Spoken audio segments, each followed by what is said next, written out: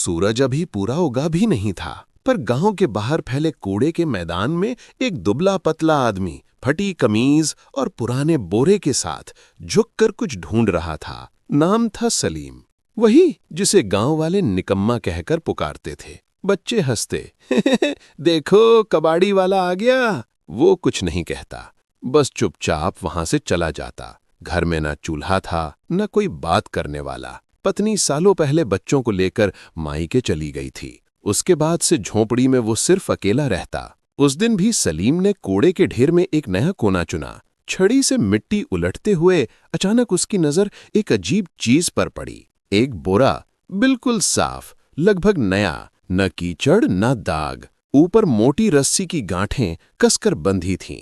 किसने फेंका होगा ये? उसने बुदबुदाया, लेकिन जब उसने उसे खींचने की कोशिश की, बोरे का वजन अजीब लगा, जैसे भीतर कुछ ठोस हो। उसने सोचा शायद अंदर कपड़े होंगे। चारों ओर नजर दौड़ाकर उसने सुनिश्चित किया कि कोई देख तो नहीं रहा। फिर बोरे को धीरे धीरे किनारे खिसकाया, जहां धुएं की धुंध उसे छिपा सके। उसने रस्सी खोली, बोरा खुला और उसकी सांस अटक गई। अंदर प्लास्टिक में लिपटी गड्डियां थीं। उसने कांपते हाथों से एक खोली, 500 के नए नए नोटों के बंडल। उसकी आंखें चौंधिया गईं। वो घुटनों के बल बैठ गया, हाथों से नोटों को छू कर देखा। क्या ये सच है? उसने खुद से पूछा। उसके हाथ कांपने लगे। उसने चारों ओर देखा, कहीं कोई देख तो नहीं रहा। कुछ पल बाद उसने गहरी सांस ली और फैसला कर लिया। बोरे को फिर से बांधा, पीठ पर लाद लिया और झोंपड़ी की ओर चल पड़ा। रास्ते में हर आवाज उसे शक जैसी लगी, कुत्ते का भौंकना, किसी का बात करना। घर पहुंचते ही उसने झोंपड़ी का दरवाजा अंदर से बंद किया, बोरे को कोने में रखकर चटाई से ढंक दिया। सलीम का दिल ऐसे धड़क रहा था जैसे सीने से निकलकर बाहर आ जाएगा। बार बार वो झोपड़ी के दरवाजे से झांकता, कहीं कोई पीछे तो नहीं आ गया। जब उसे यकीन हुआ कि आसपास कोई नहीं है, तो वो धीरे से बोरे के पास बैठ गया। हाथ कांप रहे थे, लेकिन हिम्मत जुटाकर रस्सी खोली। जैसे ही बोरा खुला, अंदर की चमक ने उसकी आंखें चौंधिया दी। नोटों की गड्डियां एक से एक ताजा नई। सलीम ने एक गड्डी निकाली और गिनना शुरू किया। गिनते गिनते उसके होंठ सूख गए। सिर्फ एक गड्डी में 1 लाख रुपए। उसने अंदाजा लगाया, कम से कम 30-40 करोड़ तो होंगे। ये सोचते ही उसका दिमाग सुन्न पड़ गया। इतना पैसा कोई आम आदमी नहीं छोड़ सकता। वो बुदबुदाया। उसके भीतर डर की लहर दौड़ गई। कहीं ये किसी बड़े आदमी, किसी नेता या गुंडे का तो नहीं? अगर उन्होंने ढूंढना शुरू किया तो क्या होगा?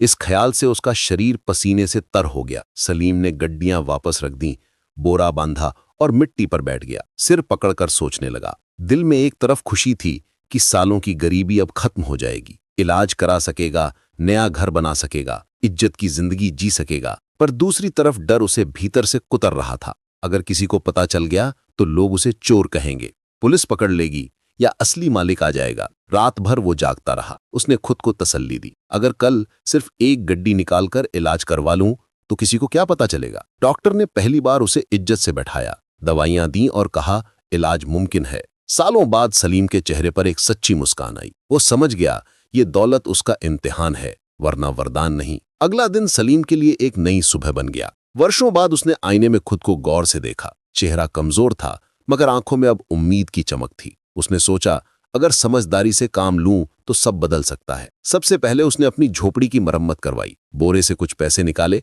मजदूरों को बुलाया और छत बदलवा दी। कुछ ही दिनों में घर की बदबू और सीलन कम हो गई। मोहल्ले वाले हैरान थे, अरे ये कबाड़ बिनने वाला अचानक कैसे बदल गया। कुछ हफ्ते बाद उसने अगला कदम उठाया। गांव की मुख्य सड़क पर एक छोटी सी किराने की दुकान खोली। पहले दिन बस दाल चावल नमक रखा, खुद दुकान पर बैठा, आने वालों को मुस्कुरा कर सलाम किया। शुरुआत में लोग झिझके, मगर धीरे धीरे आने लगे। दुकान चल निकली। आटे की बोरियां, तेल के डिब्बे, मसाले, साबुन, सब कुछ बिकने लगा। सलीम ने उस पूरे दौर में बड़ी सतर्कता बरती।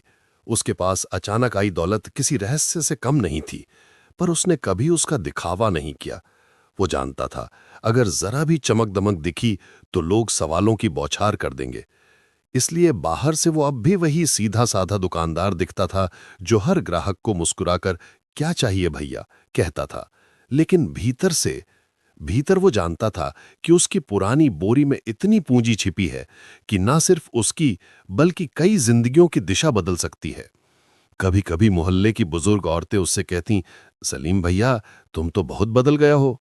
वो बस मुस्कुरा देता, लेकिन भीतर एक मीठा गर्व उमड़ पड़ता। आखिर किसे बुरा लगता है जब दुनिया आपके बदलाव को देखती है। धीरे धीरे उसने कारोबार बढ़ाया। कुछ महीनों बाद उस बोरी से थोड़ा और पैसा निकाला और एक छोटा सा गोदाम शुरू किया। माल ढोने के लिए पुरानी ट्रक खरीदी और अब सिर्फ बेचने वाला नहीं, सप्लाई करने वाला बन गया। गांव में लोग अब उसे सलीम लाल कहकर पुकारने लगे, जैसे वो कोई बड़ा व्यापारी हो। पर तरक्की के सफर के बीच एक डर हमेशा उसके भीतर जीवित रहा। रात को जब वो उस बोरी के पास बैठता तो सोचता, अगर किसी दिन ये राज खुल गया तो, अगर असली मालिक सामने आ गया तो। और अगले ही पल खुद को दिलासा देता, नहीं, ये मेरी किस्मत का इनाम है, मैंने सालों की बेबसी सही है, ये मेरी मेहनत का फल है, किसी का हक नहीं छीना। समय के साथ सलीम खुद भी बदल गया था। जो आदमी कभी भीड़ में सिर झुकाकर चलता था, अब सीधा चलता था, आत्मविश्वास से भरा हुआ। उसकी आवाज में अब झिझक नहीं, ठहराव था। दिन में वो दुकान संभालता, शाम को गोदाम देखता और रात में बोरी के पास बैठकर अगले दिन की योजना बनाता। वो अब अपने पुराने सलीम से कहीं आगे निकल चुका था। मगर यह भी सच था, तरक्की के बीच भी एक खालीपन उसके भीतर अब भी गूंजता था। एक शाम जब वो थका हारा दुकान बंद करके लौटा तो दरवाजे पर दो चेहरे खड़े थे, परिचित पर दूर चले गए चेहरे। उसकी पत्नी अनीता और दोनों बच्चे। बच्चे अब बड़े हो चुके थे, मगर उनके चेहरे पर हिचक और शर्म की छाया थी। अनीता की आंखें भीगी हुई थीं। सलीम, उसने धीमे से कहा, हमसे गलती हुई थी, हालात ने मजबूर कर दिया था, तुम्हें छोड़कर जाना ठीक नहीं था। सलीम के कदम जैसे जमीन में धंस गए। एक पल को समय ठहर गया। उसे वो दिन याद आए जब बीमारी ने उसे तोड़ दिया था। घर में खाने को कुछ नहीं था और अनीता ने कहा था, मैं ये सब नहीं झेल सकती, और बच्चों को लेकर चली गई थी। वो वही रात थी जब सलीम का सब कुछ बिखर गया था। अब वही अनीता उसके दरवाजे पर थी। बच्चे आगे बढ़े और बोले, बाबा हमें माफ कर दीजिए, अब हम आपके साथ रहना चाहते हैं। सलीम का दिल कांप उठा।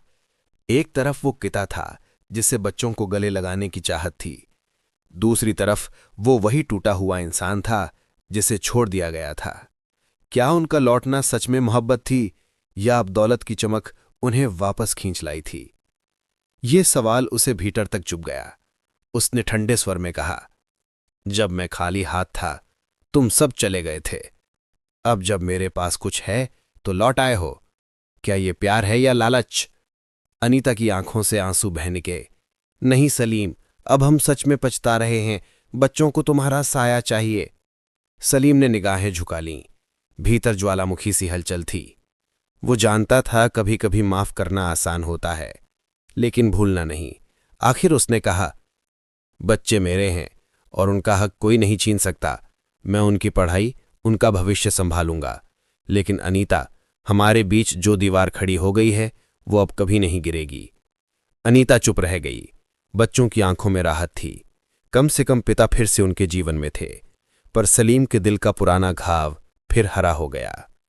बाहर की दुनिया कहती थी सलीम लाल अब एक सफल आदमी है, लेकिन भीतर वो अब भी वही सलीम था जो अपनी पुरानी बोरी के साथ अतीत और वर्तमान के बीच झूलता रहा।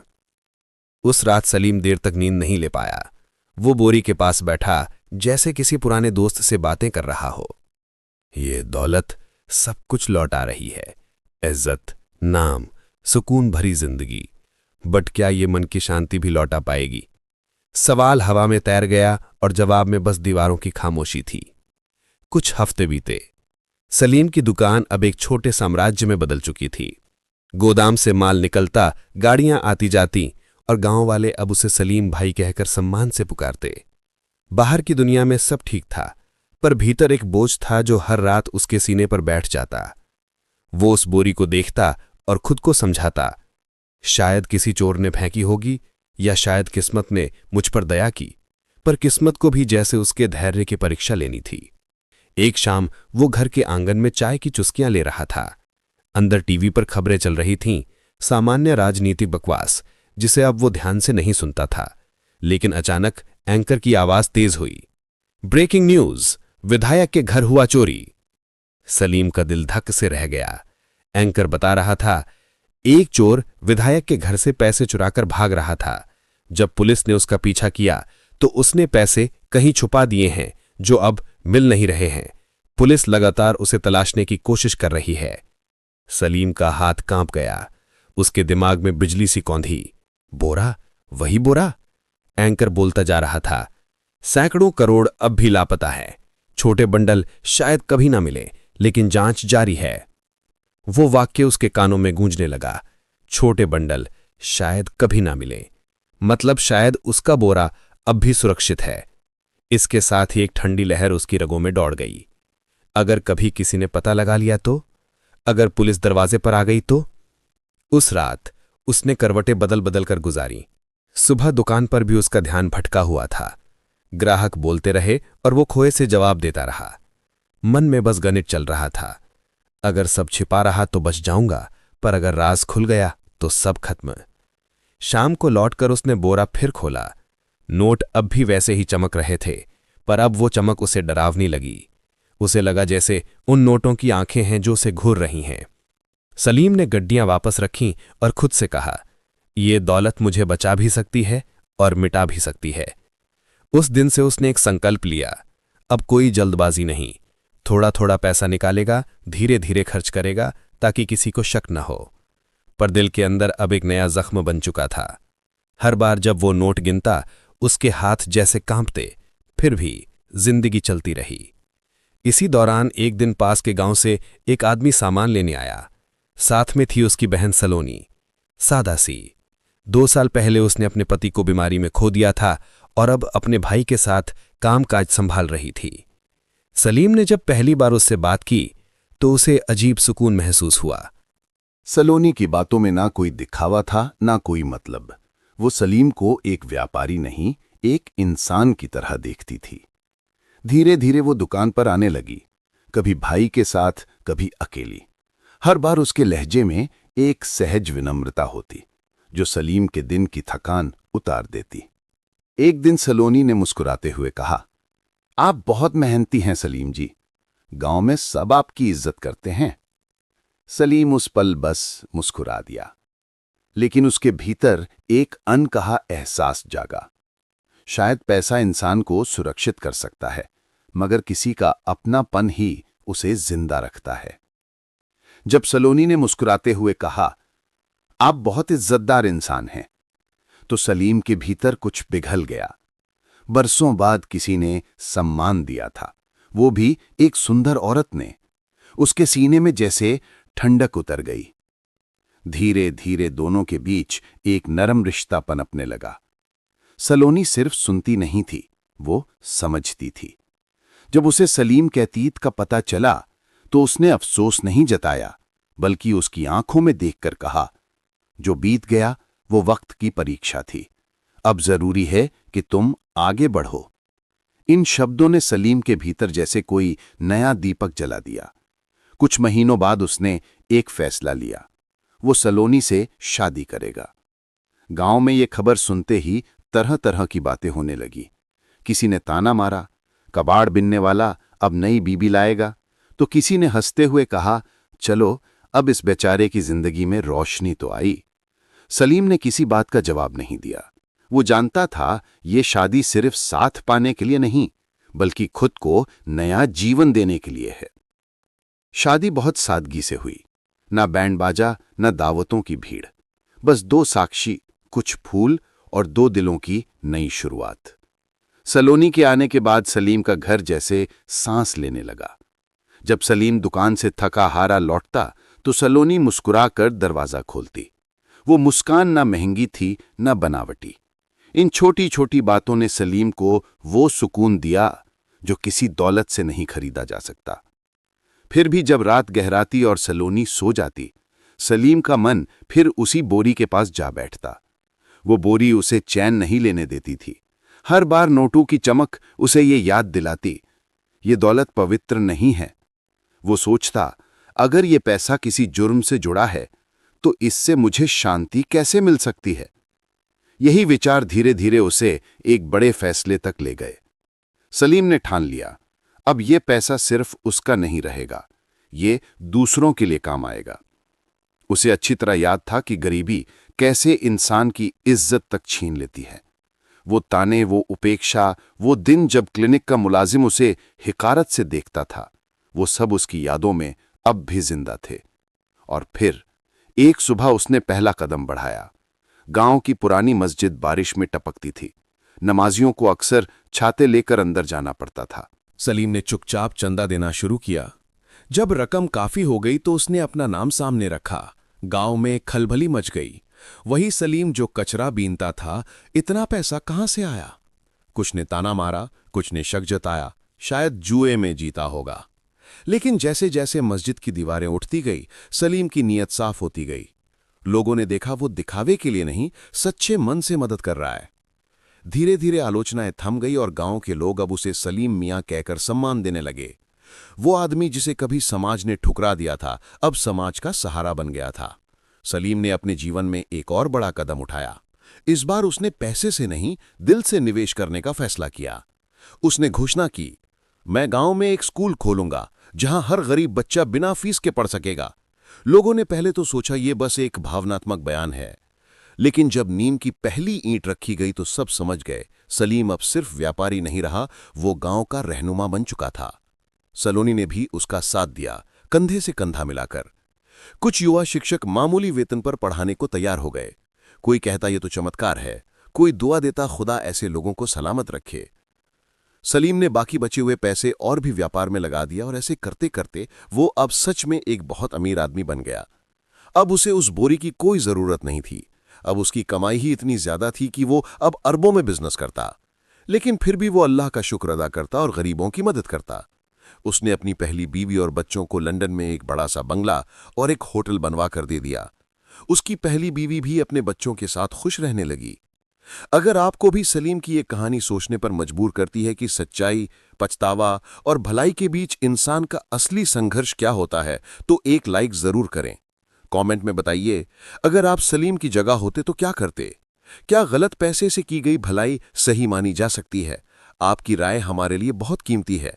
और हां, ऐसी ही दिल छू लेने वाली कहानियां देखने के लिए चैनल को सब्सक्राइब करें और नोटिफिकेशन ऑन कर लें, ताकि अगली कहानी सीधे आपके मोबाइल स्क्रीन पर पहुंचे। अगर आपको ये वीडियो अच्छा लगा हो तो एक लाइक जरूर करें और चैनल माइंड ऑफ एआई को सब्सक्राइब करें, क्योंकि यहाँ हर कहानी सोचने पर मजबूर कर देती है।